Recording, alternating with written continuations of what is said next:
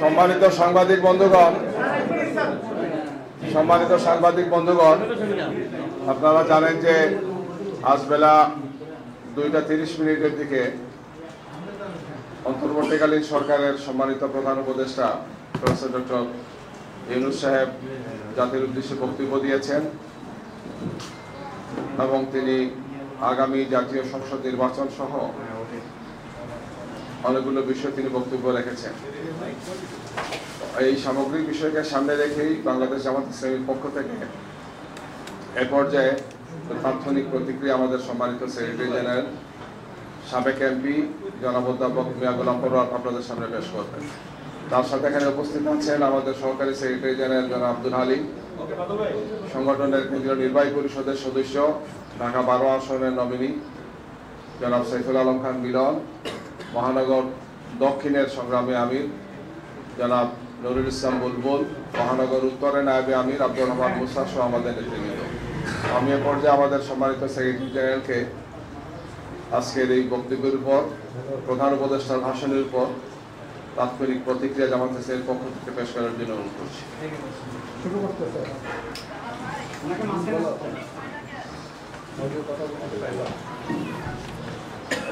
আসসালামু আলাইকুম ওয়া রাহমাতুল্লাহি ওয়া বারাকাতুহু। আলহামদুলিল্লাহি রাব্বিল আলামিন, সালাতু ওয়াস সালামু আলা সাইয়্যিদিল মুরসালিন ওয়া আলা আলিহি ওয়া সাহবিহি আজমাইন। সম্মানিত সাংবাদিক বন্ধুগণ এবং বাংলাদেশ জামাত ইসলামীর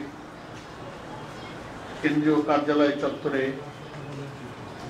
আয়োজিত আজকে প্রধান উপদেষ্টার ভাষণের উপরে তাৎক্ষণিক প্রতিক্রিয়া ব্যক্ত করার উদ্দেশ্যে এই প্রেস ব্রিফিংয়ে আমাদের সম্মানিত কেন্দ্রীয় জামাতের নেতৃবৃন্দ, আমার প্রিয় দেশবাসী, ভাই ও বোনেরা,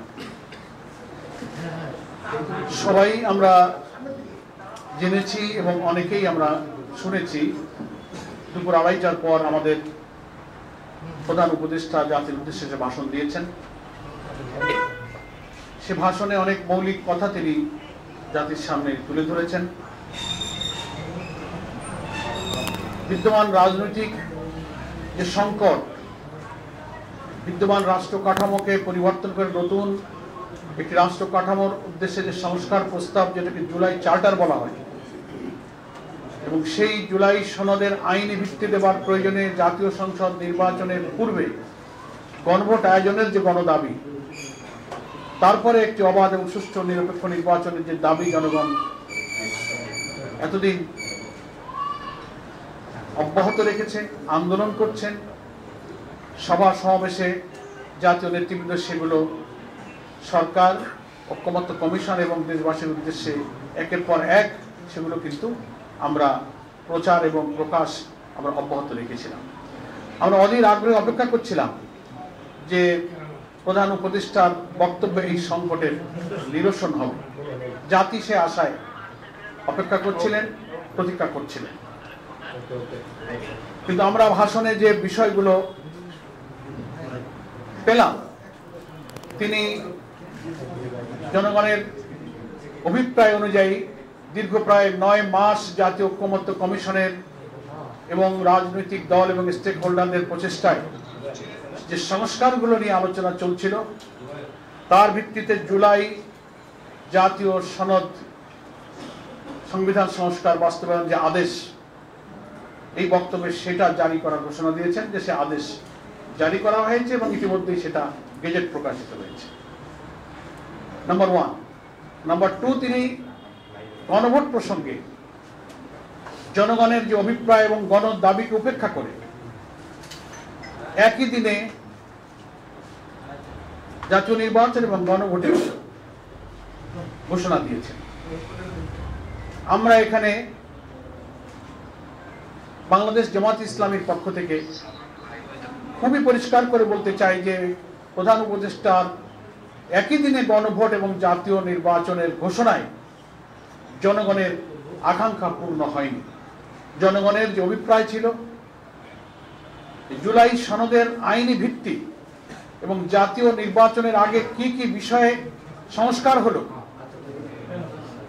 নতুন প্রস্তাবিত জুলাই চার্টারের ভিত্তিতে সংবিধানের কি সংশোধনী প্রস্তাব যাচ্ছে, যে 48টি প্রস্তাবে আমরা সর্বসম্মত হয়েছি, সাংবিধানিক সংস্কার সহ অন্যান্য সংস্কার, এগুলো জাতীয় নির্বাচনের পূর্বে জাতিকে জানাতে হবে, ভোটাররা জানবেন, তার উপরে মাইন্ডসেট হবে, তারপরে তার উপরে হা না মতামত দেবে।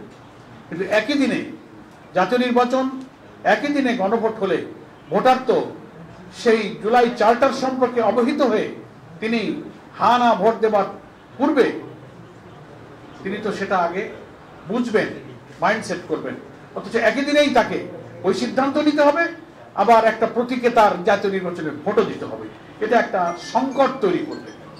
আমরা বারবার অনুরোধ করেছি, যুক্তি দিয়েছি, এটাও আমরা বলেছি যে বাংলাদেশের জাতীয় নির্বাচনের ইতিহাসে কেয়ারটেকার হোক আর যত নিরপেক্ষ নির্বাচনের কথাই আমরা বলি, প্রত্যেকটি নির্বাচনে কম বেশি কিছু কিছু ভোট কেন্দ্রে সহিংসতা হয়ে থাকে, বিশৃঙ্খলা হয়ে থাকে, 2-5টা কেন্দ্র বন্ধ হয়ে গেল, গোলাগুলি হলো, স্থগিত হয়ে গেল।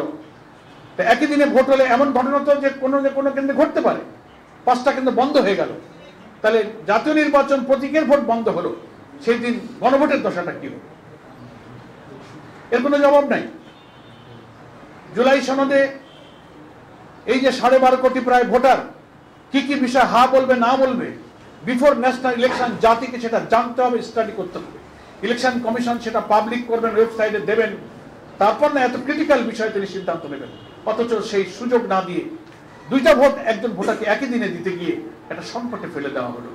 আমরা যে সংকট নিরসনের জন্য বাংলাদেশ জামাত ইসলামী সহ 8টি ইসলামী এবং দেশপ্রেমিক সমমনা দল দাবি করে আসছি যে এই ভোটটা জাতীয় নির্বাচনের আগে করতে হবে, তাহলে এটার আইনি ভিত্তিটা দৃঢ় হবে, এটা নিয়ে পরবর্তীতে আদালত এবং আইনি ভিত্তি নিয়ে কোনো প্রশ্ন উঠবে না। সেই সংকট কিন্তু রয়েই গেল, এই সংকটটা নিরসন হলো না। এটা হচ্ছে আমাদের জামাত ইসলামীর আপাতত প্রতিক্রিয়া।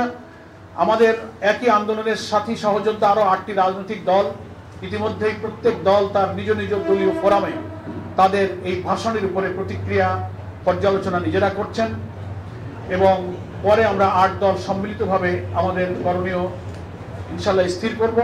আমাদের শীর্ষ নেতৃবৃন্দ বিস্তারিত পর্যালোচনার পর সে ব্যাপারে আমাদের আরো প্রতিক্রিয়া ব্যক্ত করবেন, এই কারণে যে এই ভাষণের মধ্যে যেমন জুলাই জাতীয় সনদ বাস্তবায়নের আদেশ জারি হলো, গেজেট হলো, তেমনি গণভোট আর জাতীয় নির্বাচন একদিনে হলো, আবার গণভোটে যে ব্যালটে কি যাবে সেই বিষয়গুলো যাওয়ার কিছু বিষয় আজকে ভাষণে প্রধান উপদেষ্টা উল্লেখ করেছেন, সেটারও বিশ্লেষণ প্রয়োজন।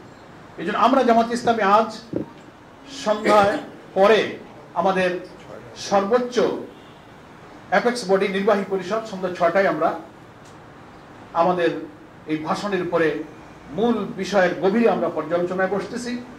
সেখানে আমাদের লিগ্যাল এক্সপার্টরা থাকবেন। আমরা আশা করছি বিস্তারিত এই সব বিষয়ের খুঁটিনাটি পর্যালোচনা করে আমরা এ ব্যাপারে আরো বিস্তারিত প্রতিক্রিয়া ইনশাআল্লাহ আপনাদের কাছে পরে জানাবো।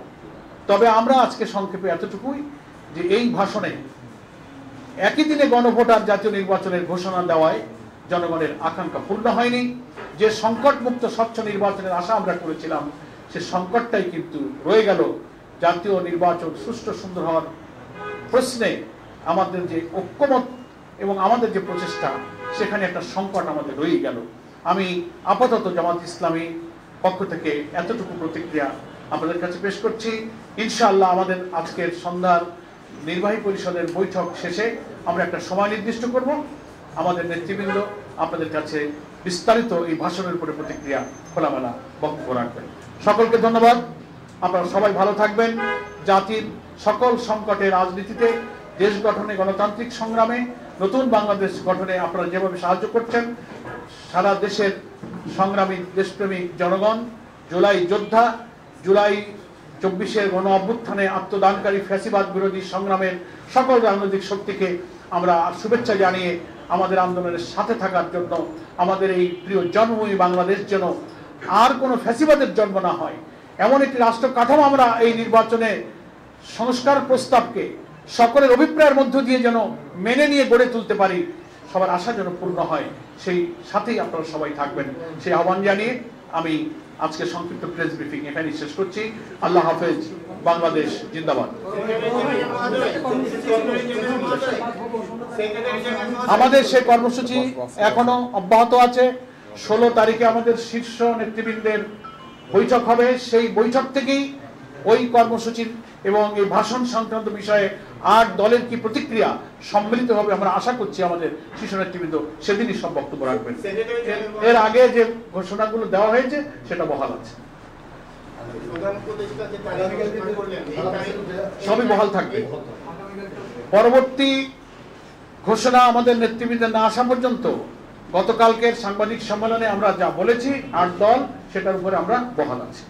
সেক্রেটারি জেনারেল মহোদয়, প্রধান উপদেষ্টা যে তারিখ ঘোষণা করেছেন গণভোট এবং জাতীয় নির্বাচন একই দিনে, এটা পরিবর্তনের জন্য আপনারা কি আনুষ্ঠানিকভাবে কোনো সিদ্ধান্ত? আমার এই বক্তব্যের মধ্যে সব পরিষ্কার হয়ে গেছে, যদি বুঝে থাকেন। ধন্যবাদ সবাইকে। আসসালামু আলাইকুম।